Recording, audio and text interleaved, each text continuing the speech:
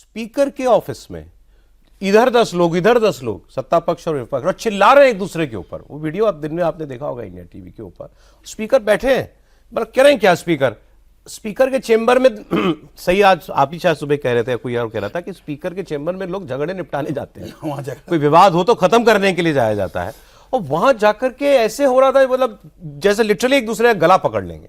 ये हालत अभी तक पिछले मतलब 2014 से 16 में हम आ गए, ये 11.5-12 साल में मैंने इतनी गिरी हुई स्थिति या दोनों सत्ता पक्ष विपक्ष के बीच में संबंध इतने खराब, इतने डाउन लेवल पर मैंने अभी तक तो नहीं देखे थे सर, जहां आज पहुंचे। सौरभ भाई, जो संसद का पूरा परिसर होता है ना, बाउंड्री सहित, उस परिसर के अंदर प्रधानमंत्री से ऊपर यदि कोई होता है वो होता है स्पीकर।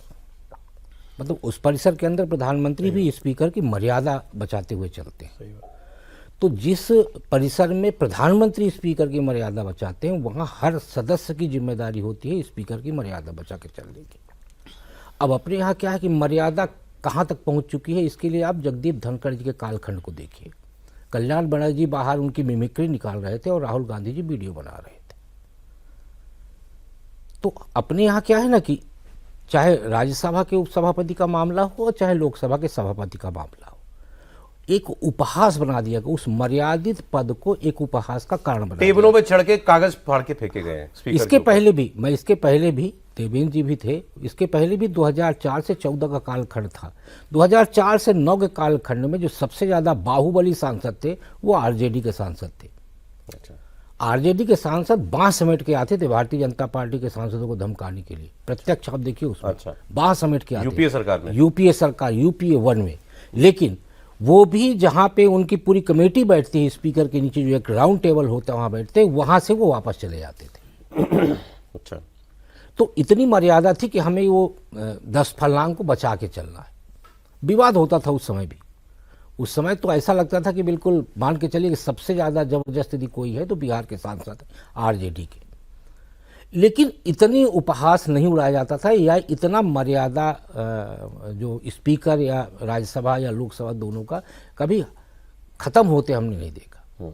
इसके लिए कौन आप अब जो हो रहा है इसके लिए किसको जिम्मेदार मानते हैं? राहुल गांधी का behaviour as leader of opposition, उसको जो लोग या सत्ता पक्ष की भी कोई जिद है जिसकी वजह से ये हो रहा है? देखिए, विपक्ष जो है वो अपने आप को, मतलब कहना चाहिए अपने आरोपों को, अपने आप को बेहतर साबित करने के लिए किसी भी हद तक जाने की तैयारी में जा चुका है और किसी भी हद तक जा सकता है। देखिए, जब राजनीतिक लड़ाई होती है सौरभ जी, तो राजनीतिक लड़ाई कभी तथ्यों पे नहीं लड़ी जाती। राजनीतिक लड़ाई हमेशा तर्कों पे लड़ी जाती है। राजनीतिक लड़ाई का फैक्ट से कोई मतलब नहीं है। नहीं, तर्क पे लड़ी जाती है। फैक्ट होता है उसके राजनीतिक लड़ाई में तथ्य वही लिया जाता है जो उसको सूट करता है। ठीक है। जैसे नरवणे जी की किताब ली, तो नरवणे जी की किताब में राहुल गांधी जी ने वही फैक्ट लिया जो उनको सूट करता। सही बात। उसमें योगेश जोशी जी का या नरवणे जी के आगे जो उन्होंने लिखा या पीछे जो उन्होंने लिया वो नहीं लिया उन्होंने। तो देखिए, राजनीतिक लड़ाई में हम तथ्य क्या लेंगे जो हमको सूट करेगा, और तर्क क्या लेंगे जो हमको सूट करेगा। तो राजनीतिक लड़ाई कभी भी आप देखेंगे हमेशा तर्क पे होती है। नहीं, अब तर्क पे भी कह रहा हूं, आप राजनीतिक लड़ाई लड़ो, तर्क पे तो तब आओगे ना जब बहस होगी। यहां तो बहस तो दूर दूर तक दिखाई ही नहीं देती। आज यूएस ट्रेड डील से बड़ा क्या सब्जेक्ट हो सकता है पिछले 2 दिनों में, मुझे बताइए। आज लोकसभा में पीयूष गोयल का स्टेटमेंट कैसे हो पाया है वो देखने वाली बात थी। पीछे इतना शोर हो रहा था, वो अपना स्टेटमेंट पढ़ के चले गए। राज्यसभा में शायद थोड़ी शांति से हो पाया होगा।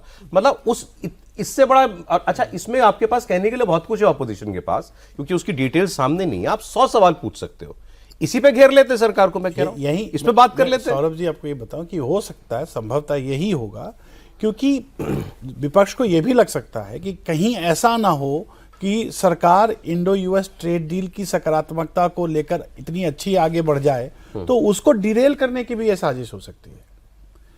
और उसमें विपक्ष कहीं ना कहीं थोड़ा कामयाब होता हुआ नजर आ रहा है, क्योंकि अब हमने देखा, अब ये जो तथ्य और तर्क की बात चल रही है, क्योंकि आप देखिए आज प्रधानमंत्री के भाषण को स्थगित कर देना, इससे ज्यादा शर्मसार और कुछ नहीं हो सकता। नहीं, वो तो आप देखिए, वो जब भी बोलेंगे तो हंगामा ही होगा। और पहले भी कई मर्तबा हो चुका है, जो वो बोल रहे होते हैं उनको शांति से नहीं बोलेंगे।